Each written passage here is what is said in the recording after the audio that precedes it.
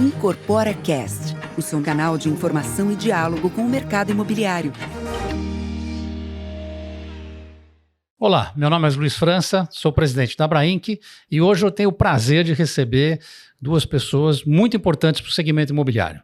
São dois jovens que estão assumindo a empresa agora, eles são co-presidentes e eu estou aqui com o Vitor e o Fernando.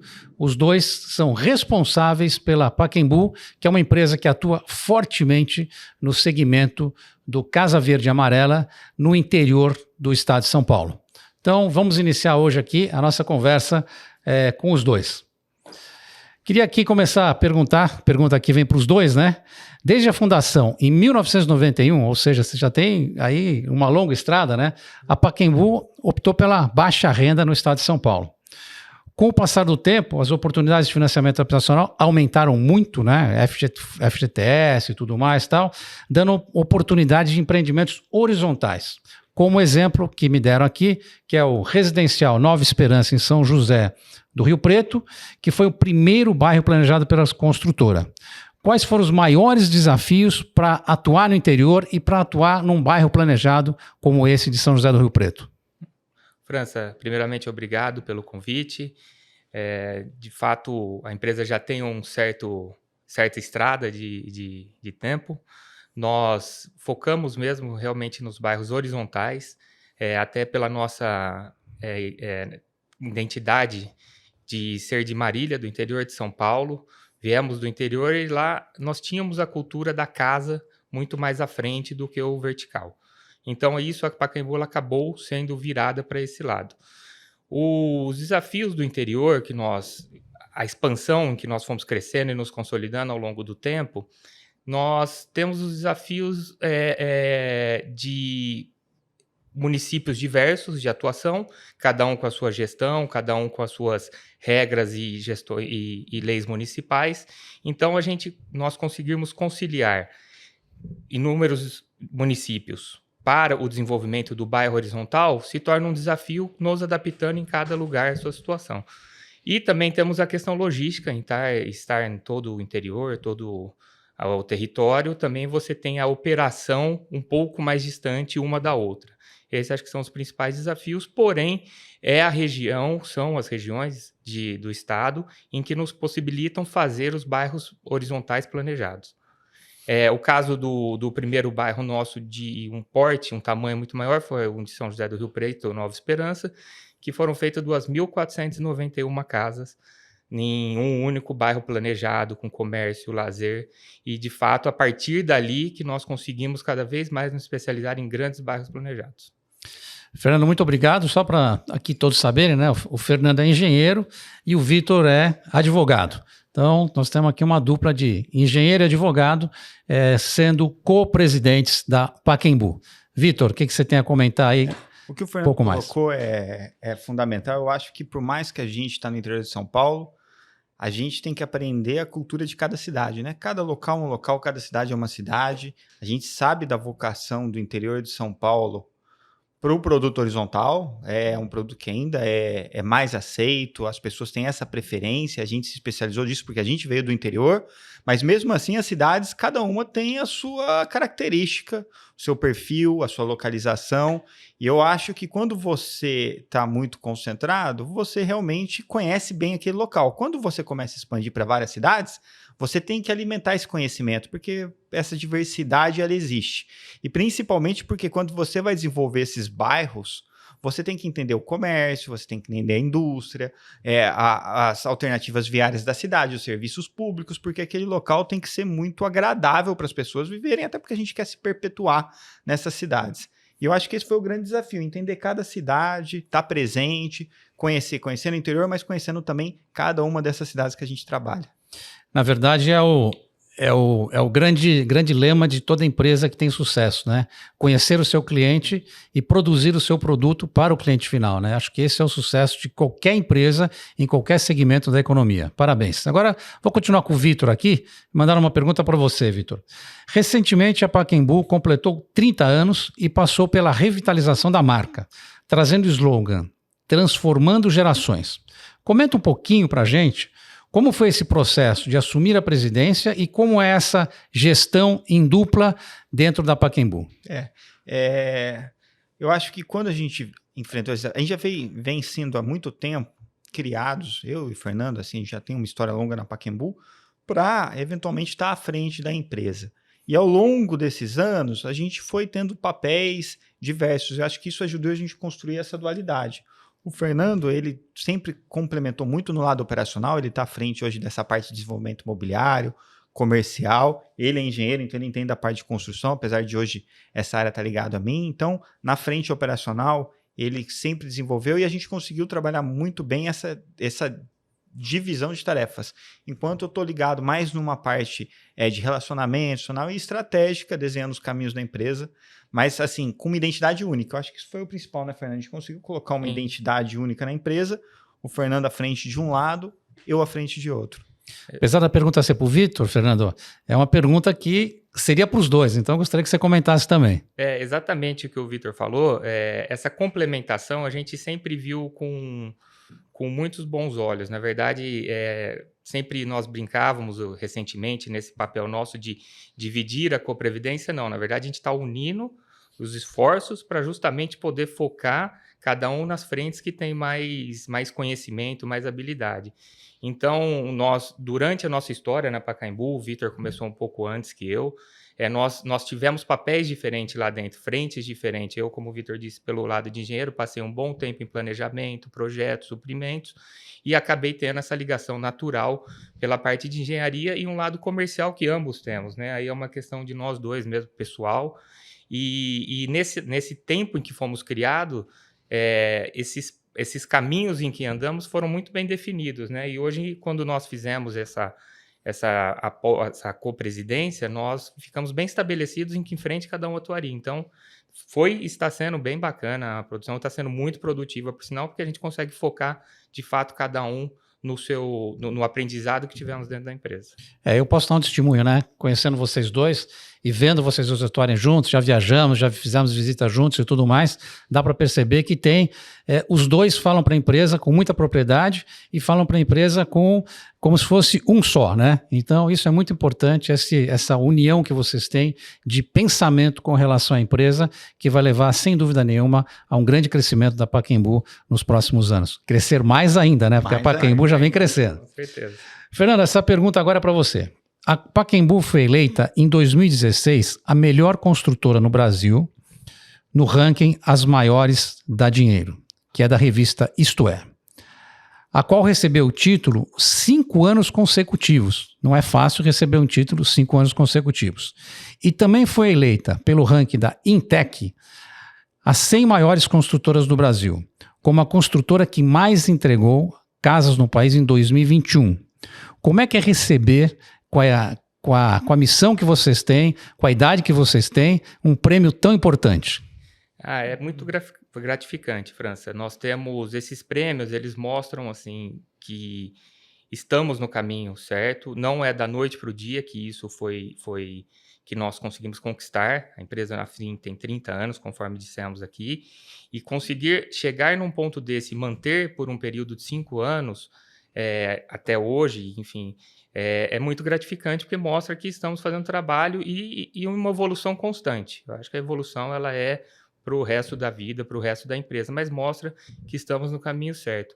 E o ramo da Intec, em ser a empresa que mais entregou casas no Brasil, solidifica mais a nossa estratégia de ser realmente o player considerável no Brasil em residências horizontais. Nós tivemos esse foco lá no passado, fomos a fundo, estamos indo cada vez mais a fundo em focar nos nossos produtos horizontais. Recentemente, nós abrimos algumas outras linhas de produtos horizontais, não perdendo o segmento nosso, que é a casa, mas também podendo oferecer mais de um tipo de produto para o mercado. E cada vez mais queremos nos solidificar com esse produto, né? Que é o forte, é a empresa, é a engenharia, o conhecimento que nós temos lá dentro. Eu acho que é importante para a gente se solidificar nesse mercado, a gente oferecer outras linhas de produto, outros segmentos de financiamento, na verdade, né? A gente Eu acho que o carro-chefe da Pacaembu é o grupo 1 do Casa Verde e Amarela, é onde a gente tem o DNA, onde a gente foi criado, mas a gente começa a colocar todo esse conhecimento, como o Fernando falou, ainda aí para o grupo 2, 3 e até indo para o SBPE, onde a gente já tem alguns empreendimentos, inclusive reconhecidos aí, nesse lado horizontal. Fantástico. Agora a pergunta, Vitor, é para você. Sabemos que um empreendimento imobiliário atrai investimentos e desenvolvimento ao bairro em que é construído. Isso é claro, né? Quando a gente visita esses empreendimentos que vocês fazem, antes e depois a gente vê uma mudança tremenda, né? É posto de gasolina, é padaria, é comércio, quer dizer, você cria ali realmente uma movimentação no bairro fantástica. Comenta um pouquinho para a gente quais as premissas da Pacaembu frente a esses pontos nos projetos. Quer dizer, como é que vocês olham o projeto, como é que vocês visualizam que no futuro você vai ter tanto equipamento ali ao redor para que atenda aquela comunidade em que vocês alocaram lá através da venda das casas. Eu acho que, França, isso é muito planejamento, né? Eu acho que, assim, é uma característica específica do tipo de projeto que a gente faz, ele é um projeto mais complexo, porque exatamente você tem que pensar em todas essas soluções que ainda não foram definidas.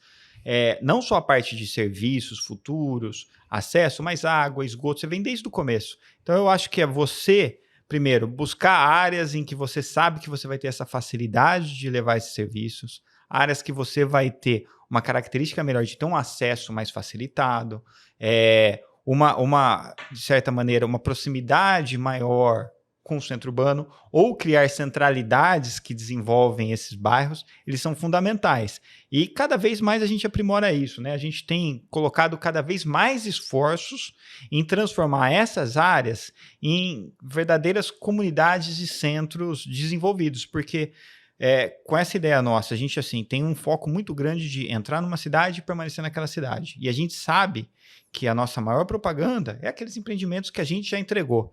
Então, a gente tem desenvolvido muito essa ideia de transformar e trazer muitas características desejáveis para essas localidades. Então, hoje a gente pensa muito não só em comércio e serviço, porque isso vai vir com a população, mas em lazer, né, em urbanismo. Eu acho que em sustentabilidade do bairro, acho que esses pontos hoje, eles estão muito inseridos na discussão da Pacaembu quando ela desenvolve esses empreendimentos, para que ali os moradores que morarem naqueles empreendimentos, eles terem não só acesso aos serviços, que isso vem, mas acesso a uma vida melhor. Eu acho que esse é o que a gente mais pensa, né? Uma vida melhor para essas pessoas que estão vivendo ali. Evolução, todo projeto nosso surge um aprendizado, né? A gente costuma dizer que cada projeto tem suas particularidades, seu começo, meio e fim, e no fim dele a gente leva uma experiência nova e um aprendizado novo. E, frequentemente, esses comitês de produto de urbanismo, como o Vitor disse, nos trazem o aprendizado para poder aprimorar para o próximo. A gente pode dizer que mudou muito, né, nos últimos anos, a concepção realmente do bairro, o olhar do todo, não somente das casas em que vendemos. E aí vem com a questão que é natural que o Vitor começou, do comércio, serviços, mas você começa a ter um olhar muito carinhoso com áreas verdes, parques ao céu aberto, tem bairros nossos que têm parques lineares, que são os maiores parques do município. Então, o olhar complementar, a experiência que vem trazendo um dia após o outro. Muito bem. Fernando, já que você está com a palavra, a próxima pergunta aqui vai para você. Recentemente, a Abrainc, em parceria com a Brain, realizou uma pesquisa sobre o comportamento do consumidor e as tendências de 2023. A pesquisa apontou que entre os aspectos que mais motivaram a compra dos imóveis são a busca de maior espaço, maior segurança e área de lazer. Os produtos atuais da Pacaembu estão contemplando esses itens? E quais os diferenciais da Pacaembu com relação a esses itens? Essa pergunta está muito ligada ao finalzinho do que você estava falando. Por isso que eu estou passando a pergunta para você. Obrigado. Sim, eles estão ligados em relação à questão de tamanho. Nós vendemos a casa, obviamente, dentro de um contexto de um lote urbanizado. Lotes que partem aí de 126, 140 metros quadrados até 200 metros quadrados, no nosso caso, do produto padrão. Então, o lote, a gente enxerga que é a expansão do espaço que o cliente precisa. Nós vendemos a casa inicialmente pronta, com todo aquele projeto específico para a entrada do novo cliente. E ali, todos os nossos clientes têm um planejamento futuro de como expandir a sua casa. Em quais momentos ele consegue fazer, qual momento de vida ele está vivendo para fazer um terceiro quarto, fazer uma área de lazer, fazer um home office. E então, esse momento em que a Brain levantou, que é a questão do espaço, eu acho que fala muito com o nosso produto. Em relação à segurança, os bairros nossos, eles são todos organizados, eles são muito ocupados simultaneamente, né? Então, eu acredito, e o que nós vemos, não só acreditamos, é que a união dos vizinhos, ela acaba acontecendo no mesmo momento. Todos se tornam vizinhos ao mesmo momento, então uma integração entre eles acontece muito grande.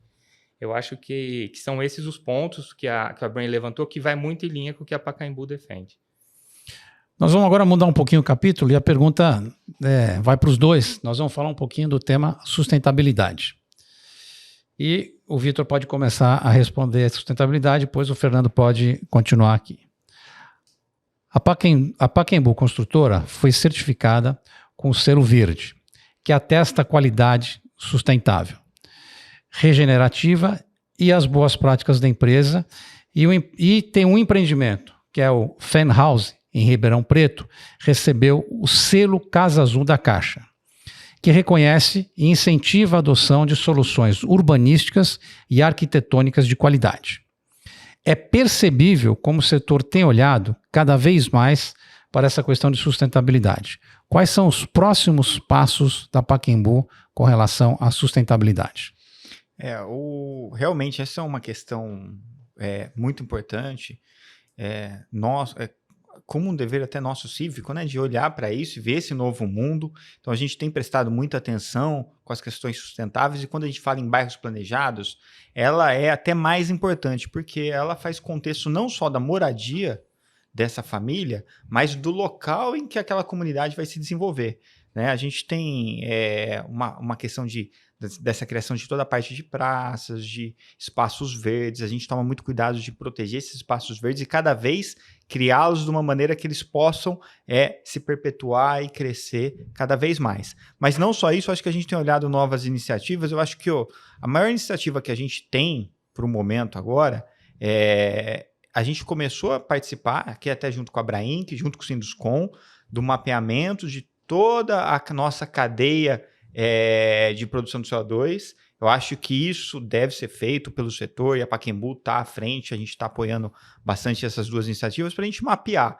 toda a nossa produção de carbono e criar metas para que a gente possa começar a diminuir essa produção. Eu acho que essa é a maior frente da Pacaembu, colocada de uma maneira mais ampla. Agora, a gente tem olhado muito, França, novas iniciativas de materiais, novas iniciativas de produções pré-fabricadas que você evita o desperdício. Eu acho que se você pegar uma obra nossa de 10 anos atrás e você pegar hoje, você vai ver que a cadeia toda de suprimento ela já foi muito aprimorada em termos de materiais sustentáveis certificados, né? Porque você busca lá madeiras renovadas, você tem toda a cadeia desse material para você ter certeza que ele veio de uma cadeia sustentável. E você tem uma cadeia de desperdício muito menor. E eu acho que isso é um processo contínuo. A gente continua olhando isso, né, Fernando? Exatamente. Olhando e tomando muito cuidado para que cada vez mais a gente tenha uma produção mais limpa possível. O que o Vitor diz, assim, a parte de industrialização da construção nossa, ela trouxe, ao longo dos anos, algo muito impactante no canteiro de obra. Hoje nós vemos uma obra não vou dizer totalmente, mas muito industrializada. No passado, próprias esquadrias eram pintadas em obra, o vidro colocado, a parte de elétrica era feita no local também.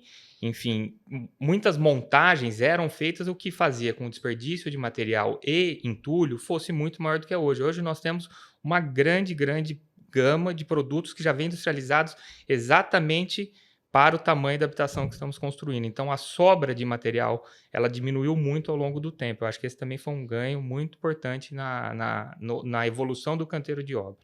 Agora, tem uma coisa aqui que vocês não falaram, que vocês nasceram fazendo isso, né? É o S do ESG, que é o social, né? Exato. Vocês nasceram com o viés de trazer habitação popular de boa qualidade para aquelas pessoas que não têm moradia, que não têm um teto digno para morar. Então, eu acho que isso é algo que vocês já ultrapassaram essa barreira, e no S, então nota 10, e a gente sente aqui que o S vocês nem comentaram por causa disso, e focaram muito no meio ambiente, o que é muito importante, ou seja, estão olhando para o futuro, o que é fundamental nesse processo do ESG. Mais uma pergunta aqui. Quais as perspectivas de investimentos e lançamentos da Pacaembu em 2023? Para 2023, França, nós estamos bem otimistas com o setor. Falando em questão de mercado e da Pacaembu, nós, de novo, a linha dessa evolução ao longo dos anos, o preparo da equipe, a expansão que nós começamos a sair fora do estado de São Paulo em 2020, ela vem se solidificando, vem marcando um território maior e também em praças no interior do estado de São Paulo.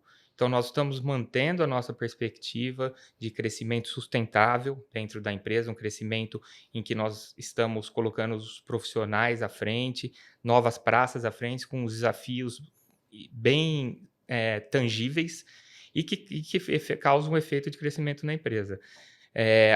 Falando da expansão, eu acho que é um ponto bacana que aconteceu basicamente na nossa gestão, numa transição de gestão minha e do Vitor. Nós estamos muito felizes com as escolhas que estamos fazendo, e é um lado de solidificar cada vez mais em 2023. A gente conseguir se manter nas praças em que estamos, esse é o número 1, e também abrir novas praças estratégicas para Pacaembu. Eu acho que a gente se solidificou um mercado, França, onde as cidades mais estão crescendo, que são essas cidades médias do interior. Então a gente vê essa demanda contínua, a gente viu mesmo nesses momentos em que a gente teve uma inflação que apertou não só o nosso segmento como um todo, mas apertou também o comprador. Né? A gente sabe que tira um pouco da confiança dele comprar quando a inflação apertou um pouco a qualidade de vida dele, e mesmo assim a demanda continuou muito forte, muito positiva nessas cidades, que eu acho que é a grande fronteira. Eu acho que a gente tem a capital e a gente tem as pequenas cidades, a capital tem o crescimento dela, mas essas cidades medianas, elas tendem a crescer bastante. Eu acho que elas já foram o maior vetor de crescimento do Brasil nesses últimos anos, e elas vão continuar sendo, e é onde a gente tem solidificado e conseguindo ter esse sucesso. Com a demanda garantida, aí a gente vem para o funding e a gente também está confiante que o funding vai continuar. A gente tem lá o orçamento do FGTS aprovado, a gente tem um novo governo que tem um olhar da habitação também, né? Como teve esse governo, então a gente não acha que vai ter grandes mudanças. Se tiverem mudanças, pode ser até para melhor, mas vai continuar tendo um apoio grande ao financiamento habitacional, então isso só traz otimismo para a gente de continuar esse nosso processo de crescimento. Muito bom. É bom a gente encerrar aqui esse bate-papo com a palavra otimismo, né? Sabendo que os dois estão otimistas, o mercado de construção está otimista, e eu também acho exatamente o que o Vitor comentou agora.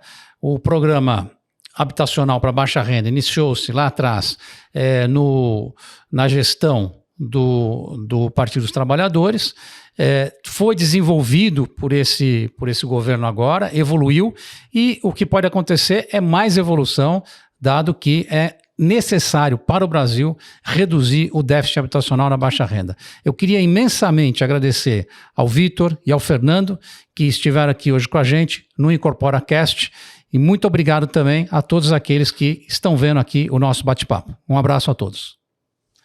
Obrigado, França.